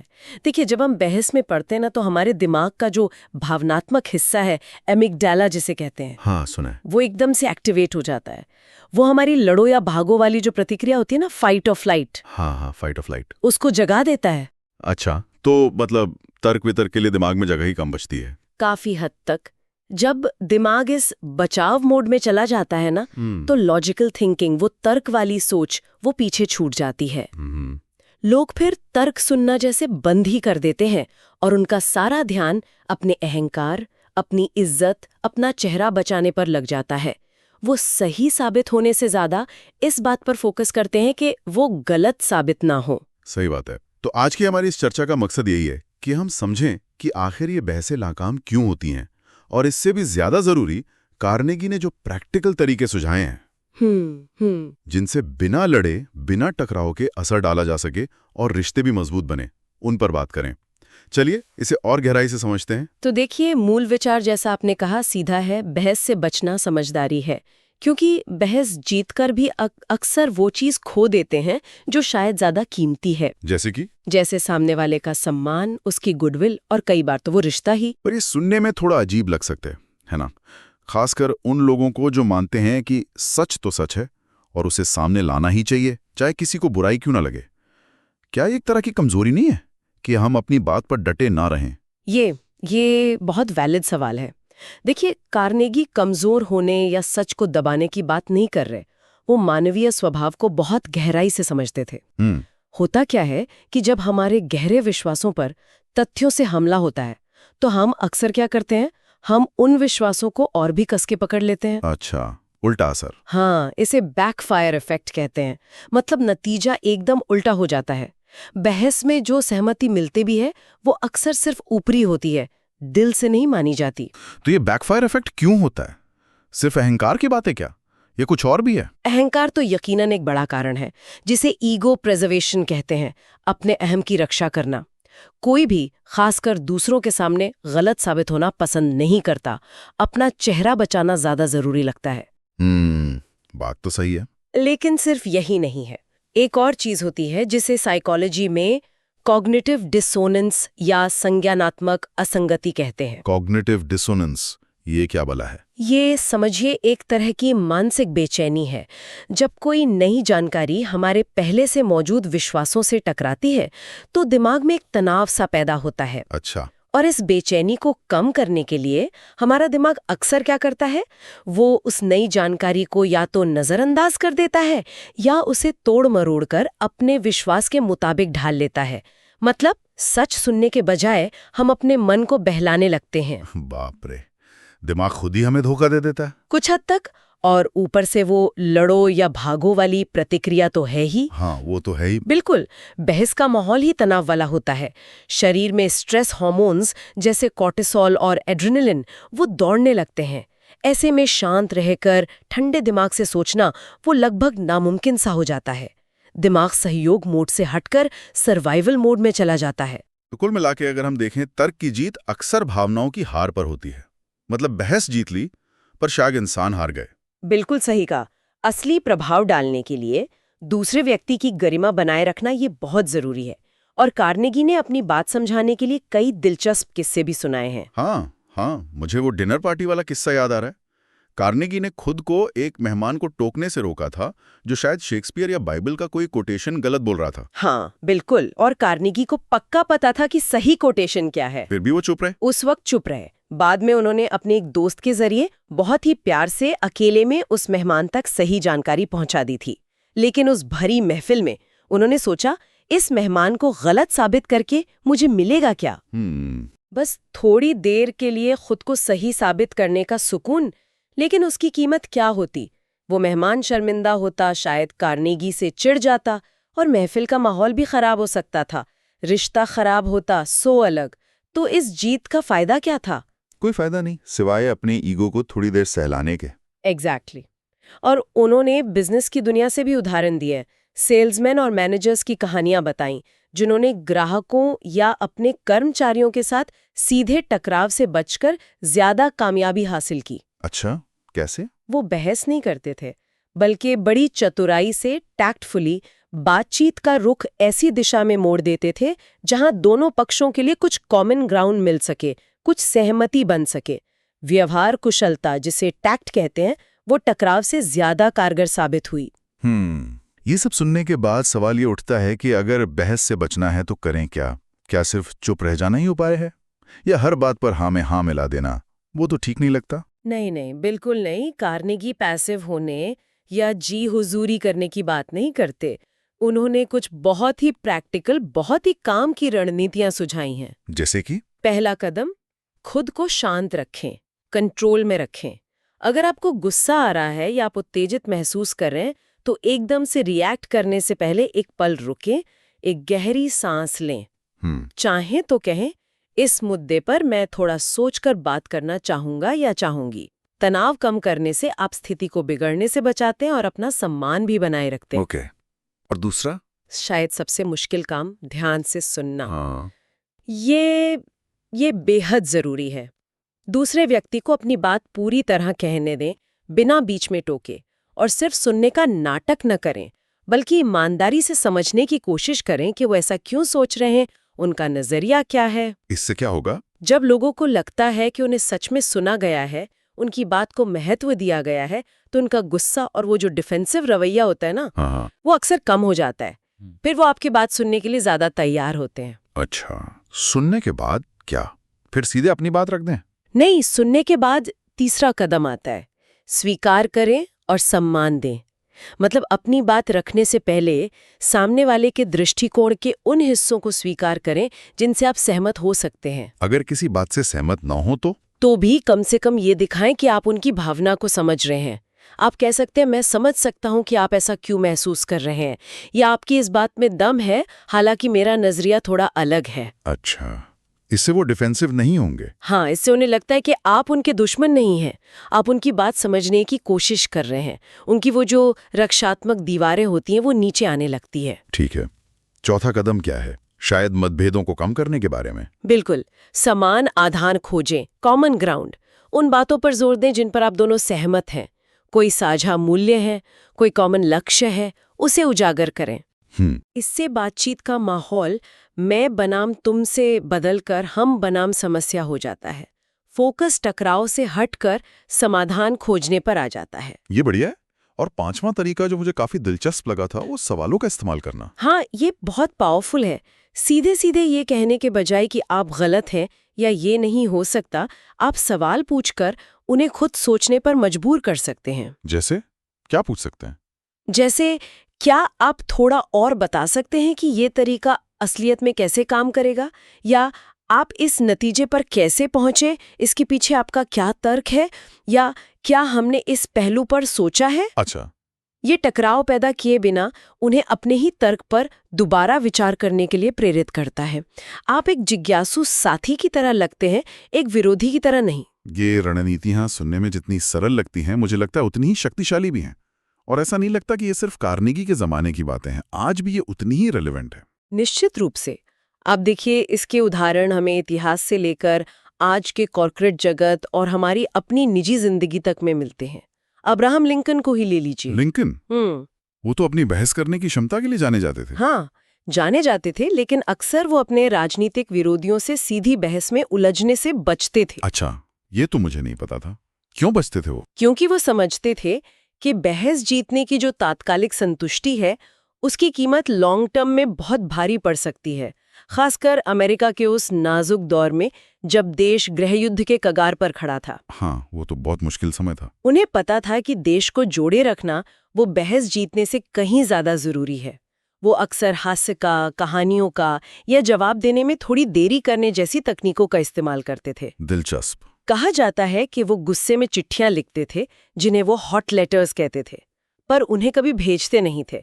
बस अपना गुस्सा कागज पर निकालकर शांत हो जाते थे। तो उन्हें बहस करने का बड़ा शौक था। लोगों को गलत साबित करके उन्हें बड़ा मजा आता था। अच्छा। लेकिन जल्दी उन्हें एहसास हुआ कि इस तरह वो दोस्त नहीं बना रहे, दुश्मन बना रहे हैं। कोई उन्हें पसंद नहीं करता था। तब उन्होंने अपनी शैली पूरी तरह बदल दी। क्या किया उन्होंने? वो अपनी बात रखते हुए भी बहुत विनम्रता दिखाते थे। कहते थे, शायद मैं गलत हूं, पर मुझे ऐसा लगता है, या इस मामले में मेरा अनुभव ये रहा है, हो सकता है आपका अलग हो। और नतीजा, वो अमेरिका के इतिहास के सबसे प्रभावशाली और सम्मानित राजनयिकों में से एक बने, बहसें जीतकर नहीं, उनसे बचकर। वाह, ये दोनों उदाहरण इस बात को कितना पुख्ता करते हैं कि प्रभाव डालने के लिए टकराव जरूरी नहीं है, असली ताकत तो संयम और समझ में है। बिल्कुल, और ये सिद्धांत आज के मॉडर्न वर्कप्लेस पर भी उतना ही लागू होता है। गूगल ने एक बड़ी फेमस रिसर्च की थी, प्रोजेक्ट एरिस्टोटल। हाँ, मैंने सुना है उसके बारे में। वो ये पता लगाने के लिए थी कि उनकी सबसे सफल टीमें कौन सी हैं और क्यों हैं। तो क्या मिला उन्हें? क्या सबसे स्मार्ट लोग थे उन टीमों में? नहीं, ऐसा नहीं था। सबसे कामयाब टीमें वो थीं जहां मनोवैज्ञानिक सुरक्षा यानी साइकोलॉजिकल सेफ्टी का माहौल था। मनोवैज्ञानिक सुरक्षा, इसका ठीक मतलब क्या है? इसका मतलब है एक ऐसा माहौल जहां टीम के सदस्य बिना किसी डर के अपने विचार, अपनी चिंताएं, यहाँ तक कि अपनी गलतियां भी खुलकर रख सकें।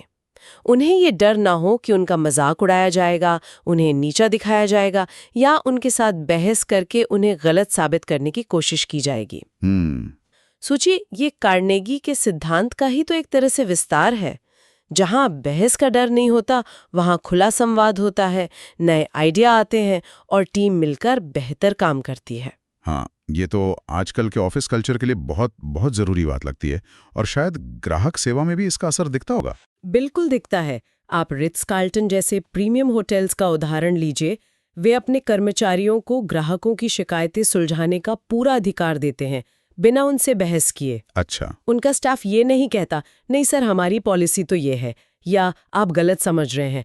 इसके बजाय वो पहले ग्राहक की परेशानी और भावना को समझते हैं और उसे स्वीकार करते हैं। वो कहते हैं, मैं समझ सकता हूं कि आपको कितनी निराशा हुई होगी, और फिर समाधान पेश करते हैं। नतीजा, कस्टमर लॉयल्टी। ग्राहक वफादार बने रहते हैं क्योंकि उन्हें लगता है कि उनकी बात सुनी गई और उन्हें सम्मान मिला। उन्हें ये नहीं लगता कि उन्हें बहस में हराया गया। सही बात है। और निजी रिश्तों में, परिवार में, दोस्तों के बीच, वहां तो ये सिद्धांत शायद और भी ज्यादा मायने रखता होगा। निसंदेह। सोचिए ना, पति पत्नी के झगड़े में या भाई बहन की अनबन में वो देखा मैंने कहा था ना, या तुम हमेशा गलत होते हो जैसे वाक्य क्या करते हैं? जहर घोलते हैं रिश्ते में। बिल्कुल। ये सिर्फ दूरियां बढ़ाते हैं, कड़वाहट घोलते हैं, विश्वास तोड़ते हैं। बहस शायद उस वक्त खत्म हो जाए, पर रिश्ता कमजोर हो जाता है। इसकी जगह अगर भावनाओं को समझा जाए, जैसे कहा जाए, मैं देख रहा हूं कि तुम क्यों परेशान हो, या चलो मिलकर सोचते हैं कि इसका क्या हल निकल सकता है, इससे ना सिर्फ झगड़ा शांत होता है बल्कि रिश्ता और गहरा होता है। तो कार्नेगी का ये कहना कि बहस से बचें, इसका मतलब ये तो नहीं कि हम डरपोक बन जाएं या अपनी बात कहना ही छोड़ दें।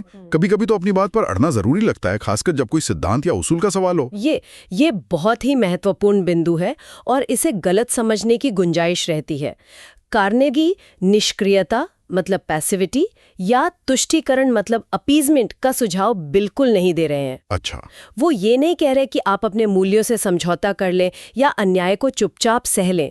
वो दरअसल संघर्ष को, कॉन्फ्लिक्ट को एक अलग नजरिए से देखने की बात कर रहे हैं। किस नजरिए से? इसे आप सामरिक धैर्य कह सकते हैं, टैक्टिकल पेशेंस। ये कमजोरी नहीं है, बल्कि एक सोची समझी रणनीति है। रणनीति? हाँ, लक्ष्य बहस जीतना नहीं है, लक्ष्य है अपना प्रभाव डालना, सामने वाले को अपनी बात समझाना और सबसे जरूरी, रिश्ते को बनाए रखना। बहस से बचने का मतलब है कि आप संवाद और अनुनय के ऐसे तरीके चुन रहे हैं जो टकराव के बजाय सहयोग को बढ़ावा दें, ऐसे तरीके जो सामने वाले की गरिमा को ठेस न पहुंचाएं। यानी असली ताकत चिल्लाने या हावी होने में नहीं है, बल्कि संयम और समझदारी दिखाने में है। बिल्कुल। असली ताकत इस बात में है कि आप स्थिति को कंट्रोल कर सकें, अपनी भावनाओं पर काबू रख सकें और बातचीत को एक पॉजिटिव दिशा दे सकें। ये कुछ वैसा ही है जैसा महान चीनी रणनीतिकार sun tzu ने अपनी किताब आर्ट ऑफ वॉर में कहा था। क्या कहा था उन्होंने? सबसे बड़ी जीत वो है जिसके लिए कोई लड़ाई लड़नी ही ना पड़े। वाह, क्या खूब जोड़ा है आपने। मतलब कार्नेगी इसी सैन्य रणनीति के ज्ञान को मानवीय रिश्तों की कला में बदल रहे हैं। हाँ बिल्कुल। प्रभाव बल से नहीं आता, वो सम्मान, सहानुभूति, धैर्य और चतुराई से हासिल होता है। और ये एक ज्यादा टिकाऊ, ज्यादा मानवीय तरीका है। तो इस पूरी चर्चा का सार क्या निकला? अगर हमें एक मुख्य बात याद रखनी हो तो वो क्या होगी? सार ये है कि डेल कार्नेगी का ये सबक आज भी उतना ही प्रासंगिक है जितना पहले था। बहस जीतना अक्सर एक भ्रम होता है, एक इल्यूजन। आप शायद तर्क में जीत जाएं, लेकिन आप सामने वाले की सद्भावना, उसका सम्मान और शायद उस पर अपना असली प्रभाव, ये सब खो सकते हैं। ये एक महंगी जीत है जिसकी कीमत ज्यादा होती है। और असली जीत, असली समझदारी इसमें है कि हम बहस से बचें। कैसे? ध्यान से सुनकर, सामने वाले के नजरिए का सम्मान करके, बातचीत को टकराव से हटाकर कॉमन ग्राउंड की ओर ले जाकर, और सवालों के जरिए उन्हें खुद सोचने पर मजबूर करके, क्योंकि रिश्ते किसी भी पल की जीत से कहीं ज्यादा महत्वपूर्ण हैं। बिल्कुल, और प्रभाव डालने का ये एक ज्यादा स्थायी और समझदारी भरा रास्ता है। तो चलिए इस पे थोड़ा सोचते हैं। अगली बार जब किसी से असहमति हो और वो बहस में कूदने की तीव्र इच्छा जागे ना, हाँ, जो अक्सर जागती है। हाँ, तो एक पल रुकें, खुद से पूछें, इस वक्त मेरे लिए ज्यादा जरूरी क्या है? खुद को सही साबित करना या इस व्यक्ति के साथ अपने रिश्ते और प्रभाव को बनाए रखना? या इस पर सोचें, कल्पना कीजिए कि अगर हमारी हर बातचीत के बाद सामने वाला व्यक्ति हारा हुआ या अपमानित महसूस करने के बजाय सुना हुआ और मूल्यवान महसूस करे, तो हमारी दुनिया कैसे बदल सकती है? हमारे रिश्ते, हमारा काम करने का तरीका, हमारा समाज, ये वाकई सोचने वाली बात है।